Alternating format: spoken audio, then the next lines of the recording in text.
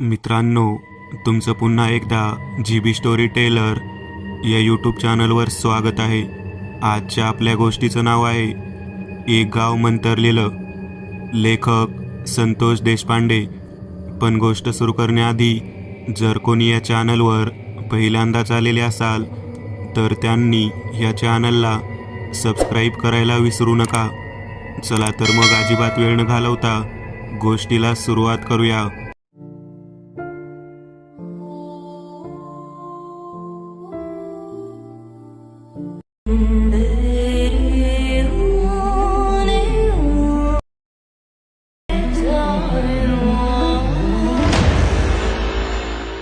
सुधा आल्या पावलाने जशी वाट मिळेल तशी वाट शोधत तिच्या गावाकडे जायला निघालेली होती. सुधाचा हा आताताईपणा पाहून मी घाबरले होते. अरे, ज्या वस्तू दिल्या आहेत, ज्या वस्तू विकल्या आहेत त्याचे पैसे तरी घ्यायला हवेत ना. 1 रुपया न घेता ती मुलगी जशीच्या तशी टोपली आमच्या समोर ठेवून घड्याळ पाहिल्या पाहिल्या थेट आल्या पावली तिच्या गावाच्या दिशेने धावत निघाली. एवढं काय त्यात घाबरायचं? घरच्या लोकांना एवढा घाबरण्याचा प्रकार मी पहिल्यांदाच पाहत होते. तेवढ्यात नितीन म्हणायचा आमच्या अपार्टमेंटचा वॉचमन आमच्याकडे धावत आला. तो म्हणाला, बाईसाहेब, बाईसाहेब, ती आता पळत गेलेली मुलगी कोण होती? कोणत्या गावची होती? कुठून आली होती? काही माहिती आहे का? तेव्हा मी म्हणाले, नाही हो, तिचं नाव फक्त माहीत आहे आणि ती आम्हाला महादेवाच्या मंदिराच्या मागच्या बाजूला कायम फळं विकत असलेली दिसत असते. तिच्याकडे सीताफळ जे मिळतात ना, ते खूप अप्रतिम पद्धतीचे असतात. म्हणूनच तिला मी यावेळेला आपल्या घरी बोलावलं होतं. बराच वेळ झालं ती काहीतरी शोधत होती आणि अचानक घड्याळाकडे पाहिलं आणि जशी आहे तशी आल्या पावलाने पळत सुटली. तेव्हा नितीन म्हणाला, अहो, त्या मुलीची परत जात असताना एक वस्तू खाली पडली आहे. ती वस्तू पाहिली तर ते तिच्या गळ्यातील एक विशिष्ट पद्धतीचं अलंकारिक नेकलेस होतं, जे कंबरपट्टा ज्या पद्धतीचा असतो त्या पद्धतीचं जुन्या काशाच्या धातूमधून तयार केलेलं होतं. त्या सर्व प्रकारावरून आम्हाला जवळजवळ लक्षात आलं की ती आदिवासी समाजाची असावी. मी त्या वॉचमनला म्हणाले, तिची ती वस्तू आहे ती माझ्याकडे दे. उद्या परत महादेवाच्या मंदिराच्या मागच्या बाजूला ती फळ विक्रीसाठी येते, तेथे तिला मी ती वस्तू नेऊन देईन. तेव्हा नितीनने ती वस्तू माझ्या हातात दिली. मला म्हणाला, बाईसाहेब, काहीतरी वेगळंच दिसतं बघा. चित्रविचित्र पद्धतीच्या बिया या चांदीच्या धातूच्या तारेमध्ये गुंडाळलेल्या दिसतात आणि छोटी छोटी कसली तरी पांढरी शुभ्र रंगाची हाडं दिसत आहेत. मी नीट पाहिलं. अरे बापरे, हा कसला दागिना आहे? कदाचित आदिवासी लोकांचा दागिना असावा. नजर लागू नये, दृष्ट लागू नये, भानामती होऊ नये, कोणी करणी करू नये, अशा पद्धतीचे धागे मंत्रून गळ्यात बांधले जातात. त्यापैकीच एक असावे असे मला वाटते. नितीनचे बोलणे ऐकल्यानंतर मी ती वस्तू हातातून खाली टेबलवरती ठेवली. नितीन तिथून निघून गेला. मी त्या वस्तूकडे नीट निहाळत होते तेव्हा त्या गळ्यामध्ये घालायच्या अलंकाराच्या मध्यभागी छोटीशी धातूमध्ये तयार केलेली कवटी दिसत होती. हे एखादं चित्रविचित्र पद्धतीचं मंतरलेलं आभूषण असावं हे मी ओळखलं होतं. साधारण 9:15 वाजलेले होते. मनोज आणि लखन दोघेही जण घरी आले होते. मी त्या दोघांना जेवण वाढलं. मनोज आणि लखन दोघेही जण माझ्या नवऱ्याच्या मृत्यूनंतर माझ्याच फ्लॅटमध्ये राहणारे 2 पेईंग गेस्ट होते, अगदी माझ्या नातवाच्या वयाचे. त्या दोघांना जेवण वाढल्यानंतर त्यांनी कुतूहलापोटी ते गळ्यातलं आभूषण टेबलवरून हातात धरून पाहिलं. तेव्हा मनोज म्हणाला, वृंदाताई, हे काय आहे? हे कोणाचं आहे? इथे कसे काय आले? तेव्हा मी म्हणाले, ती सुधा म्हणायची एक मुलगी आहे. ती महादेवाच्या मंदिराच्या मागे फळे विकायला येते. मी तिच्याकडून नेहमी सीताफळ घेत असते. आज मी आवर्जून सीताफळ रबडी बनवायची म्हणून तिच्याकडून सीताफळ घ्यायचं ठरवून तिला या ठिकाणी बोलावून घेतलं होतं. ती बराच वेळ अपार्टमेंटमध्ये काहीतरी शोधत होती, परंतु तिला ती गोष्ट सापडलीच नाही. आणि जेव्हा तिने संध्याकाळ झाली तेव्हा तिने घड्याळामध्ये 6:30 वाजलेले आहेत ही वेळ पाहिली. त्यावेळेला ती तशी सर्व फळं या ठिकाणी ठेवून पैसे न घेता परत पळत निघाली. मला नेमकं समजत नाही की तिने असे का केलेले असावे. आपला वॉचमन नितीन त्यानेच हे तिच्या गळ्यातील आभूषण या ठिकाणी आणून दिलं आहे. लखन त्याच्याकडे पाहत म्हणाला, हे जे चित्रविचित्र पद्धतीचं दिसत आहे ना, या सरपटणाऱ्या प्राण्यांची हाडं आहेत. अतिशय टोकदार आणि मध्यभागी बिबा आहे. 2-3 हाडाच्या मध्यभागी बिबा. त्यानंतर सगळ्यात मधोमध एक विचित्र पद्धतीची धातूमध्ये बनवलेली कवटी आहे. हे सर्व काही आदिवासी लोकांच्या तंत्रसिद्धीचा भाग आहे. कदाचित हे मंतरलेले आभूषण त्याच मुलीचा असावा आणि ती मुलगी तेच आभूषण हरवलं आहे म्हणून शोधत असावी. परंतु ती अशी का वेगात पळून गेली, काही कळायला मार्ग नाही. लखनकडे मी पाहत म्हणाले, लेकरा, तू जे काही बोलत आहेस ते कुठे वाचले आहे का? तुला अगोदरपासूनच माहिती आहे? तेव्हा लखन म्हणाला, मी या आदिवासी समाजाची यात्रा पाहिली आहे. अतिशय भयानक पद्धतीची जत्रा भरवतात ते. त्यावेळेला ते अशा चित्रविचित्र प्राण्यांचा बळी देतात. त्यांच्या देवीसमोर महामाया नाव असतं आणि त्या देवीसमोर रेडा कापतात. छोटे छोटे सरपटणारे प्राणी, सरडा, खेकडे, कितीतरी प्राण्यांची तिथे बळी दिले जातात. तो बळी दिलेला जो प्राणी असतो त्याच्या हाडांचे अवशेष ते मंत्रून स्वतःच्या गळ्यात घालतात. गावामध्ये एक जोगती असतो, त्याला भगत म्हणतात. तो भगत सर्व गावाला एक मंत्र देतो आणि एक व्रत देतो. ते व्रत सगळ्यांनी पाळायचं असतं. त्याला काही ठराविक दिवस असतात आणि त्या दिवसांमध्ये ते व्रत पूर्ण झाल्यानंतर मग खूप मोठा उत्सव साजरा केला जातो. या मुलीच्या गळ्यात ते आभूषण आहे म्हटल्यावर ती मुलगीसुद्धा व्रत घेतलेली मुलगी आहे. कदाचित वेळेला पोहोचायचं असेल म्हणूनच ती आहे अशा आल्या पावलाने थेट पळत सुटली असावी. तिचं गाव कोणतं, ती कुठे राहते, काही माहिती आहे का? तेव्हा आम्ही लखनकडे पाहत म्हणाले, अरे तेच नाही का, महादेवाच्या मंदिराच्या मागच्या बाजूला जंगलामध्ये असणारं आदिवासी पाड्याचं गाव, तिथेच आहे. अरे च्या, ती त्या आदिवासी पाड्यामध्ये राहायला आहे तर. परंतु त्या दिवशी पाण्याच्या पलीकडे एक असं गाव आहे जिथे आपल्यासारख्या लोकांना यायला मज्जाव आहे. कदाचित ती मुलगी त्या ठिकाणचीच असावी, त्याशिवाय ती एवढी वेगात जाणार नाही. लखनचे बोलणे ऐकल्यानंतर आम्ही सर्वजण झोपण्याच्या दृष्टिकोनातून निघालो. मी त्या मुलीचे ते गळ्यातले नेकलेस तसेच कुंटीवरती अडकवून ठेवले. मी हॉलमध्ये झोपले. ते दोन्ही मुलं त्यांच्या बेडरूममध्ये झोपण्यासाठी निघून गेले. चंद्रोदय थोडा उशिराच होणार होता. मी झोप लागत नाही म्हणून वरच्या दिशेने गच्चीवरती गेले. आकाशातील चंद्राकडे पाहत असताना मला जाणवले की बराच वेळ झालेला आहे. 11:15 वाजून गेले होते. रेडिओवरची गाणी बंद झालेली होती. मी खालच्या दिशेने उतरत होते. तेवढ्यात ती सुधा म्हणायची मुलगी आमच्या अपार्टमेंटच्या समोरच्या गेटवरती दिसू लागली. आतमध्ये येण्यासाठी तिने गेटवरचा भाग चढून अलीकडे उडी मारलेली होती. मी तिला वरूनच पाहत होते. ती थेट माझ्या फ्लॅटच्या दिशेने येत होती. तिने दरवाजा वाजवायला सुरुवात केली. तिच्या पाठोपाठ 2 तरुण मुलं मागे आलेली दिसली. त्यांच्या हातात धारदार शस्त्र होतं. मी दरवाजा उघडण्याच्या अगोदर दरवाजावर 2-3 वेळा थाप मारल्यामुळे तो दरवाजा लखन आणि मनोज या दोघांनी उठून उघडला. एवढ्या रात्री कोण आले आहे म्हणून त्यांनी दार उघडले. दार उघडल्या ती मुलगी थेट घराच्या आत आली आणि आतमधल्या बेडरूमच्या दिशेने जाऊन पळत पळत लपून बसली. तिच्या पाठोपाठ आलेली दोन्ही मुले आमच्या दरवाजापर्यंत आली. मनोज आणि लखन या दोघांसोबत ती चर्चा करू लागली. तेव्हा खुंटीवरती अडकवलेले ते नेकलेस पाहिले आणि त्यांनी त्यांच्या कमरेला असलेल्या चंचीमधून काहीतरी बाहेर काढले आणि जोरात हवेमध्ये फुंकारले. त्या दोन्ही मुलांनी हवेमध्ये पिवळ्या रंगाची हळद फुंकारलेली होती. काही कळायच्या अगोदरच अचानक डोळ्यासमोर झोप यावी त्या पद्धतीने झोप आली. आम्ही झोपी गेलो. काय घडले ते नेमके समजलेच नाही आणि बराच वेळानंतर जेव्हा जाग आली तेव्हा सर्वत्र अंधार दिसत होता. कोणीतरी उलटे लटकवावे त्या पद्धतीने आम्हाला लटकवलेलं आम्हाला जाणवत होतं. आमच्या डोळ्यावरची झोप हळूहळू निघालेली होती. नजरेसमोर दूरवर एक अग्निकुंड पेटवलेला दिसत होता. हा काय प्रकार आहे हे कळण्या अगोदर 2-3 सपासप चापकाचे फटके अंगावरती बसले. मनोज आणि लखन दोघेजण ओरडत होते, सोडा सोडा, आम्ही काय केलं आहे, सोडा आम्हाला. माझ्या अंगावरती एक चापकाचा फटका बसला. तेवढ्यात एक व्यक्ती म्हणाली, अरे ती वृद्ध बाई आहे, म्हाताऱ्या बाईला मारायचं नाही, तिला खाली उतरव. झोपडीच्या आतमधून एक व्यक्ती बाहेर येऊन माझ्याकडे पाहत असे म्हणाले. मी 55 वर्षांची होते. मला खाली उतरवण्यात आलं. बाजूला असलेल्या एका लाकडी बाकावरती मी बसले. त्या मुलीला समोरच्या झाडाला बांधण्यात आलेलं होतं. मी सर्वांकडे पाहत म्हणाले, कोण आहात तुम्ही?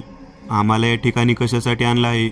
तेव्हा तो झोपडीच्या बाहेर आलेला वृद्ध व्यक्ती माझ्याकडे पाहत म्हणाला, दंड आहे, दंड. 7 दिवस राहण्याचा दंड ठोठावण्यात आलाय तुमच्यावरती. तुम्ही या गावाच्या बाहेर जाऊ शकत नाही. मला नेमकं काय घडलं तेच कळत नव्हतं. मी त्या व्यक्तीला म्हणाले, आमचा काय दोष? आम्ही काय गुन्हा केला आहे? हा कसला दंड? कोणी लावला दंड? हे सगळे काही बोलून झाल्यावर त्या व्यक्तीने सुधाकडे बोट दाखवलं. तो म्हणाला, या मुलीची वस्तू तुझ्या घरात सापडली. तू ठेवून घेतली होतीस ना? मंतरलेली पेटी आहे त्यात. होय, ते काहीतरी विचित्र आहे हे मला अगोदरपासूनच लक्षात आलं होतं. परंतु त्याचा आणि आमचा काय संबंध? ही मुलगी तुमच्या वस्तीवरची दिसते. तिला या ठिकाणी असं का बांधण्यात आलेलं आहे? तुम्ही बाई माणसावर दया वगैरे दाखवता का नाही? तेव्हा तो व्यक्ती आमच्याकडे पाहत म्हणाला, तुमच्यावर दया दाखवली नाही का मी? त्यावरती त्या व्यक्तीला म्हणाले, त्या दोघांना सुद्धा सोडा. त्यांनी काय केलं आहे तुमचं? ते दोघेही माझी नातवंड आहेत. तेव्हा तो व्यक्ती माझ्याकडे पाहत म्हणाला, 7 दिवस राहावं लागेल, त्याशिवाय सोडता येणार नाही. काय कारण? काय संबंध राहण्याचा? तेव्हा त्यांनी त्या बाईला आमच्या समोर उभं केलं. ज्या ठिकाणी अग्निकुंड होतं त्याला लागून जवळच तिला उभं केलं. त्या व्यक्तीने तिचा उजवा हात पुढे करायला सांगितला. तिचा उजवा हात पुढे केला की एका फटक्यामध्ये तिच्या उजव्या हाताचे मनगट त्या अग्नीमध्ये समर्पित केलं. सुधा मोठ्याने ओरडू लागली, किंचाळू लागली, बाईसाहेब पळून जावा, इथे थांबू नका. जावा, लवकर जावा, इथे थांबू नका. मला नेमकं काय करावं कळना. मी कोणत्या पद्धतीने, कोणत्या रीतीने या ठिकाणापर्यंत आलेली आहे हे समजतच नव्हतं.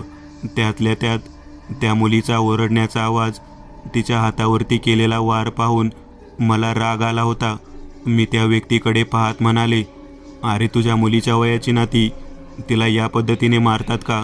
तेव्हा तो व्यक्ती मोठ्याने ओरडत माझ्याकडे पाहत म्हणाला, जेवढं बोलतोय तेवढंच करायचं, जास्त बोलायचं नाही. त्याच्या या बोलण्याकडे पाहत मी सुधाला म्हणाले, तू रडू नकोस पोरी. मी तिच्या जवळ गेले. तिचा तुटलेला हात ती हातात धरून ओरडत होती.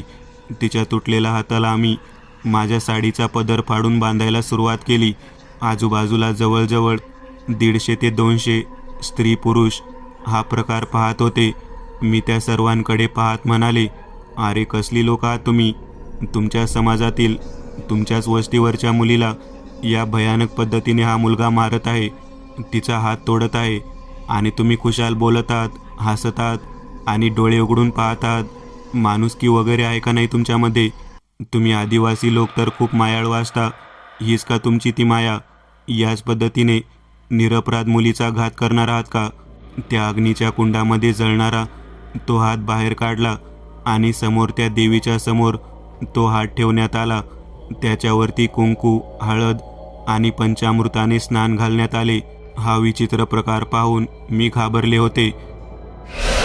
माझ्यामध्ये त्या मुलीची वेदना पाहून कसे काय धाडस आले होते, म्हणून मी तेवढे बोलले. तरी एवढ्यात एक वयाने वृद्ध असलेल्या व्यक्तीने माझ्याजवळ 2 माझ्याच वयाच्या आदिवासी बायका पाठवल्या. त्यांनी माझे हात मागच्या बाजूला बांधले आणि आम्हाला पुन्हा एकदा झोपडीमध्ये नेले.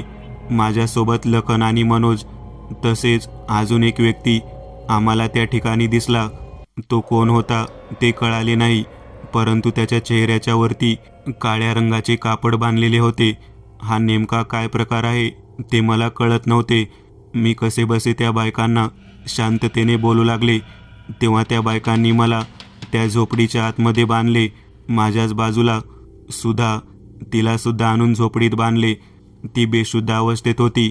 तिचा रक्तस्राव झाल्यामुळे तिला त्रास होत होता. एका बाईने तिच्या हातावरती कसला तरी लेप लावला आणि त्यावरती हळदीचे पिवळ्या रंगाचे कापड गुंडाळले. काही क्षणानंतर सुधा शांत झोपी गेली. माझ्या बाजूला ज्या मुलीच्या चेहऱ्यावरती या व्यक्तीच्या चेहऱ्यावरती कापड गुंडाळलेलं होतं त्याला त्यांनी फरफटत ओढत बाहेर नेलं. मनोज आणि लखन दोघेही जण ते दृश्य पाहत असताना ओरडू लागले. झोपडीच्या त्या दरवाजातून आम्हाला समोर एक लाकडी ओंडका दिसू लागलेला होता, ज्याला 2-3 माणसांनी मध्यभागी आणलेलं होतं आणि त्या ओंडक्यावरती त्या मुलाला वाकवून बळी देण्याच्या पद्धतीत बसवलेलं होतं. त्याच्या चेहऱ्यावरचे काळसर रंगाचे कापड बाजूला केले आणि त्याच्या डोक्यावरून दही दुधाने अभिषेक घालायला सुरुवात केली. ते अभिषेक घातलेल्या अवस्थेतच त्याच्या डोक्यावरती आदिवासी लोकांचा तयार केलेल्या पानांचा मुकुट घालत होते. त्या मुलाचा चेहरा व्यवस्थित दिसत नव्हता. लखन तेवढ्यात म्हणाला, ताई, अगं ताई, तो तर आपला वॉचमन नितीन आहे. त्याला त्यांनी त्या ठिकाणी नेलेला आहे. आता मात्र मी चांगलीच घाबरलेली होती. नितीनला त्या ठिकाणी का नेण्यात आले होते हे काहीच कळायला मार्ग नव्हता. त्याला त्या ओंडक्यावरती झोपवले आणि बरोबर बळी देण्याच्या मुद्रेमध्ये देवीसमोर मोठी आरती करत त्याला चांगल्या पद्धतीने ओवाळले.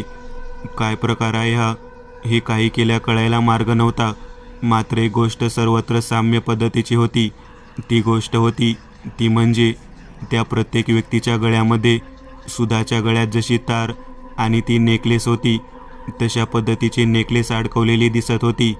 बराच वेळ नृत्य वगैरे सादर करून झाल्यानंतर बरोबर आरती संपल्यावर त्या लोकांनी नितीनच्या मानेवरून धारधार कोयत्याने त्याची मुंडी अलग केली.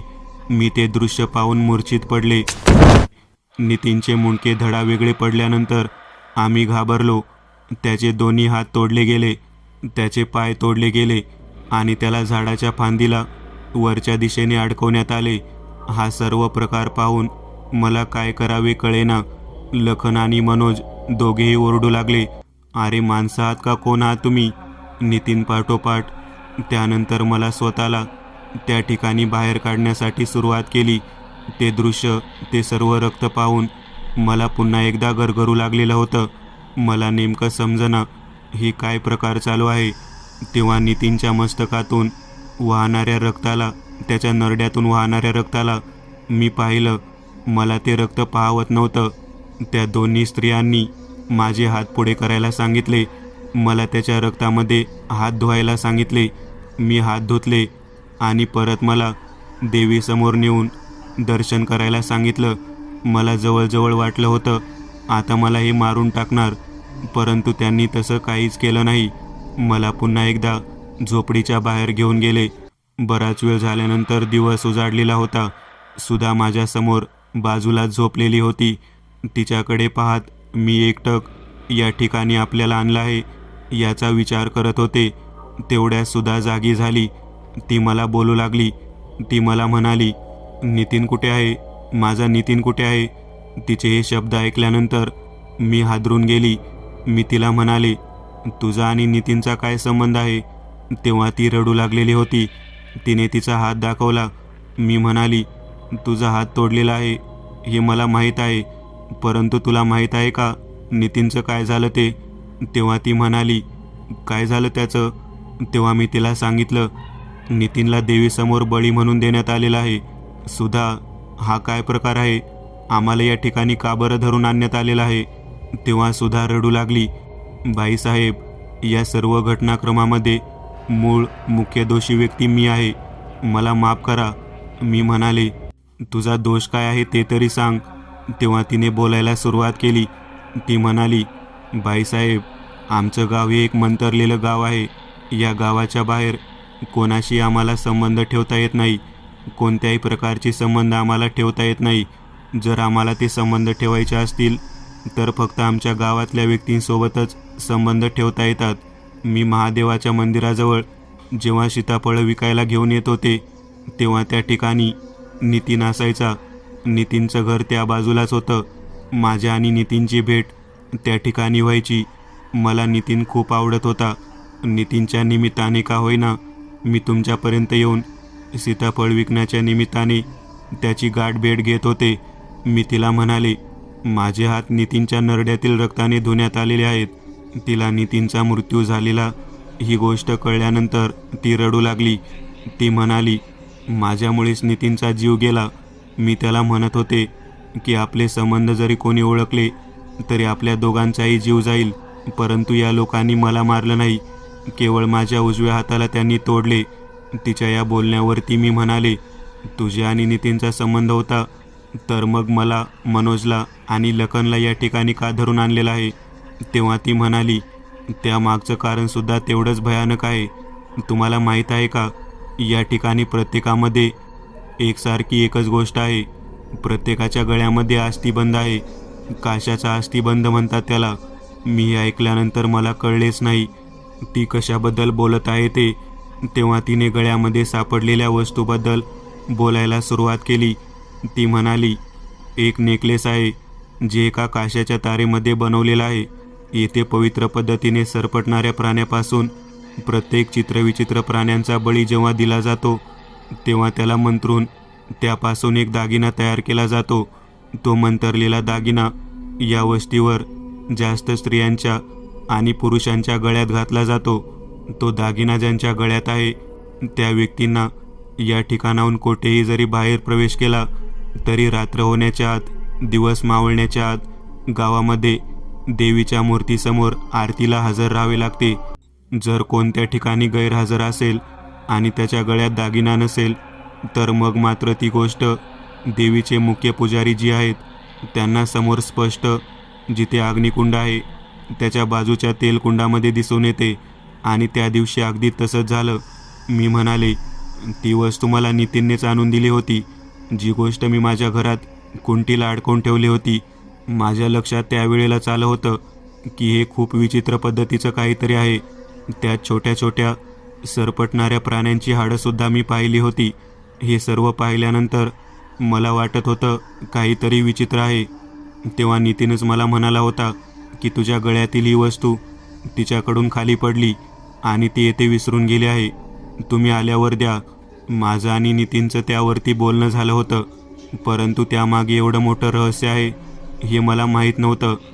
तेव्हा सुधा म्हणाली, रहस्य हे नाही, रहस्य हे आहे की ती वस्तू ज्याने ज्याने स्पर्शित केलेली आहे त्या प्रत्येक व्यक्तीचा बळी दिला जातो. नितीनने ती वस्तू माझ्या गळ्यातून काढली होती. माझे आणि त्याचे संबंध आले होते. मी त्याच्यासोबत बराच वेळ घालवला होता. ती वस्तू काढून जेव्हा बाजूला ठेवली तेव्हा टेरेसवरून कुठे पडली तेच कळले नाही. ती वस्तू त्याच्या केबिनच्या बाजूलाच पडली होती. मी वरून खाली जेव्हा आले तेव्हा मी सर्वत्र काहीतरी शोधत होते. तेव्हा तुम्ही मला पाहिले होते, परंतु मला शेवटपर्यंत ती वस्तू सापडली नाही. संध्याकाळ व्हायच्या आत मला देवीच्या आरतीच्या ठिकाणापर्यंत पोहोचायचे होते, म्हणून मी आल्या पावली तुम्हाला सीताफळ देऊन घड्याळाकडे पाहत असताना तशीच पळत निघाले आणि अखेर जे घडायला नको तेच झाले. ती वस्तू नितीनला सापडली आणि ती गोष्ट बरोबर आमच्या येथील वयस्कर असणारे महंत यांना दिसली.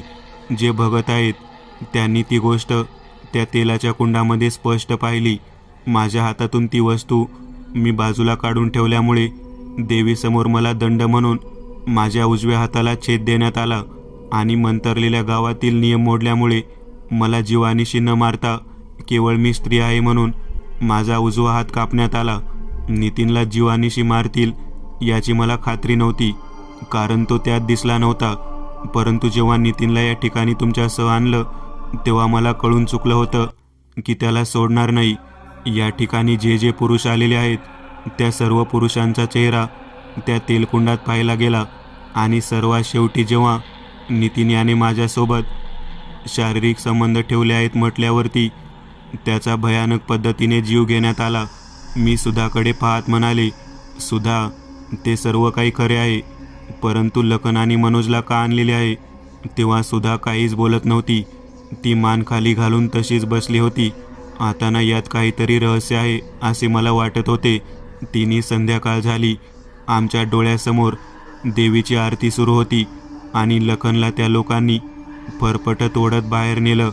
ते दृश्य पाहिल्यानंतर मी पुन्हा घाबरले.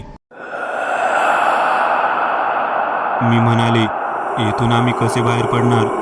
तेव्हा सुधा म्हणाली, मृत्यूशिवाय सुटका नाही. नितीन पाठोपाठ लखनला जेव्हा संध्याकाळच्या आरतीच्या वेळेला त्या ठिकाणी फरफटत ओढत नेत होते तेव्हा मी तिला विचारले, सुधा लखनला का नेत आहेत? त्याने तर काहीच केले नाही. तेव्हा सुधा काहीच बोलत नव्हती. केवळ तिच्या डोळ्यातून अश्रू होते. मी तिला 2-3 वेळा विचारले. तेव्हा सुधा म्हणाली, त्याने सुद्धा माझ्या गळ्यातल्या त्या नेकलेसला हात लावला असल्यामुळे त्याला नेत असतील. तेव्हा मनोज म्हणाला, मी सुद्धा तुझ्या गळ्यातल्या नेकलेसला हात लावून पाहिला आहे. तेव्हा मी पण म्हणाले, अगं मी सुद्धा त्याला हात लावून पाहिला आहे. केवळ हात लावल्यामुळे या पद्धतीची शिक्षा नाही, काही करून त्याला वाचवायलाच हवं आहे. तेव्हा सुधा रडत होती. आता काय होणार हे कोणालाच काही कळत नव्हतं. तेव्हा मला वाटलं की आपण धावत धावत जावं आणि त्या वृद्ध असलेल्या मुख्य व्यक्तीला थांबवावं. जो बघत होता त्याला थांबवावं. मी मोठ्याने ओरडले, थांबवा हे सगळं. तुमच्या वस्तीवरच्या मुलीची चूक आहे आणि त्याची शिक्षा बाहेरच्या लोकांना का देतात? त्या लखनला सोडून द्या. त्याने काय केले आहे म्हणून त्याला तुम्ही या पद्धतीने त्या ठिकाणी घेऊन गेलेला आहात? त्याचा सुद्धा जीव घेणार आहात का? नितीनच्या बाबतीमध्ये मी समजू शकते, परंतु लखनला सुद्धा त्याच पद्धतीची वागणूक. तेव्हा तो बघत तो वृद्ध व्यक्ती समोर येऊन उभा राहिला. त्याने आम्हाला सर्वांना पुन्हा एकदा समोर आणून उभा केले. केवळ हाच नाही, तुझ्यासोबत आलेला तो दुसरा मुलगा, त्याला सुद्धा या पद्धतीची शिक्षा मिळणार आहे. हे सर्व ऐकल्यानंतर मी हादरले. मी म्हणाले, त्यांचा काही दोष नसताना तुम्ही त्यांना जीवानीशी मारत आहात. हे चुकीचं आहे.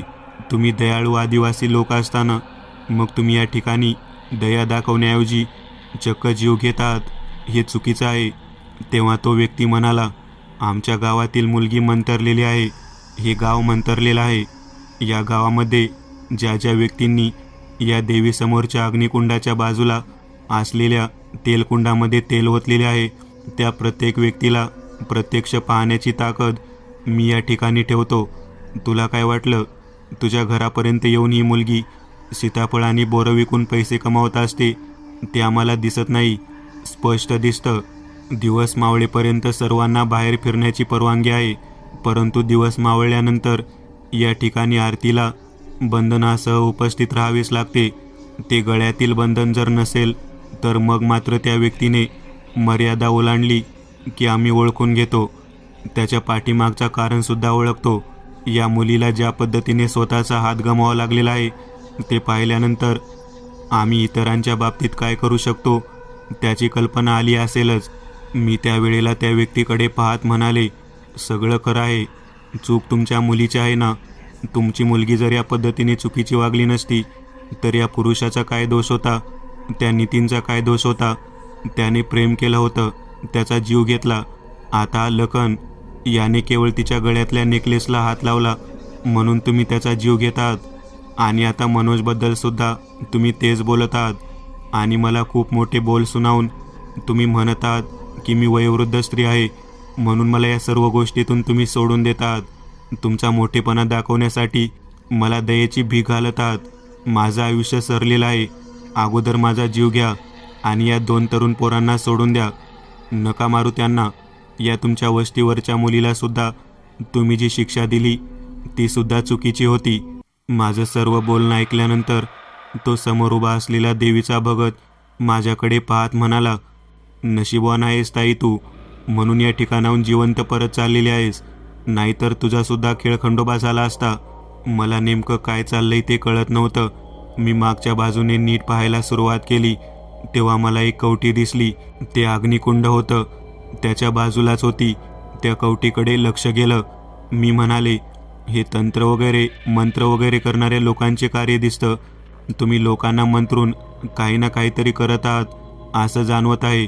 तेव्हा तो भगत म्हणाला, घरी गेल्यावर कळेल तुला सगळं. आता फक्त बघायचं काम कर. भक्ताने लखनला त्या ओंडक्यावरती मान टेकवायला सांगितली. आम्ही ओरडत होतो. सुद्धा रडत होती, परंतु त्याला दया आली नाही. लखनचा सुद्धा जीव त्याच भयानक पद्धतीने घेण्यात आला. मी खूप घाबरले. मी रडू लागले, परंतु काहीच उपयोग नव्हता. पुन्हा एकदा तोच आक्रोश, तेच ओरडणे. मी विचार केला, किती भयानक लोक आहेत हे, परंतु माझ्या विचाराला काहीच किंमत नव्हती. थोड्या वेळाने आम्ही रडून ओरडून थकलेलो असताना पुन्हा मनोजला बाहेर नेण्यात आले. मनोज ओरडत होता, सोडा मला, सोडा. परंतु त्याला सुद्धा कोणी सोडायला तयार नव्हतं. माझं ओरडणं निरर्थक होतं हे मला कळून चुकलं होतं. काही वेळ गेला. माझ्या नजरेसमोर मनोजसुद्धा मुंडकं धडावेगळं करण्यात आले. मनोजचं मुंडकं धडावेगळं केल्यानंतर एकच जल्लोष सुरू झाला. माझ्या नजरेसमोर जिकडे तिकडे लाल कुंकू आकाशात उधळलेलं दिसू लागलं. सर्व आदिवासी लोक भयान पद्धतीने नृत्य करत होते. पहाटेची वेळ झाली होती. त्यावेळेला मला जाग आली. मी विचार करत होते. नितीनला मारलं हे मला समजलं होतं, परंतु लखन आणि मनोज यांना का मारलं असावं? सुधा, तिला मी विचारण्याचा प्रयत्न करत होते, परंतु मला सुद्धा काहीच उत्तर देत नव्हती. केवळ मान खाली घालून रडत होती. तिच्या रडण्यामागे काहीतरी रहस्य दडलं होतं. मी जे पाहिलं ते पाहिल्यानंतर हात धरून मला त्या गावातून बाहेर नेले. मी शिव्या शाप देत आहे म्हटल्यानंतर त्या भगताने मला बोलावले. तो म्हणाला, आम्ही उगाच कोणाचा जीव घेत नाही. तुला पाहायचं आहे ना, त्या मुलांना का मारले? तुला वाटतं का ते निष्पाप आहेत? पहा काय आहे ते नीट. त्या तेलकुंडातले तेल एका खापराच्या भांड्यात आणून माझ्यासमोर धरले आणि मला म्हणाला, बघ का मारलं बघ, या 3 जणांना का मारले बघ. हे गाव मंतरलेलं आहे, ते का म्हणत आहे तुला कळेल. तेव्हा मी पाहिलं तर मला सुधासोबत मनोज आणि लखन या दोघांनी केलेला शारीरिक संबंध दिसत होता. केवळ नितीनच नाही तर सुधा हिच्यासोबत मनोज आणि लखन या दोघांनीही शारीरिक संबंध ठेवलेला होता आणि त्यामुळेच त्या भक्ताने त्या 3ही पुरुषांचा जीव घेतलेला होता. मी ज्यांच्यासाठी ओरडत होते ते दोघेही जण वासनेच्या आहारी जाऊन त्या सुधासोबत शारीरिक संबंध ठेवून बसलेले होते आणि त्यामुळे त्यांना आज त्या मंतरलेल्या गावात स्वतःचे जीव गमवावे लागले होते.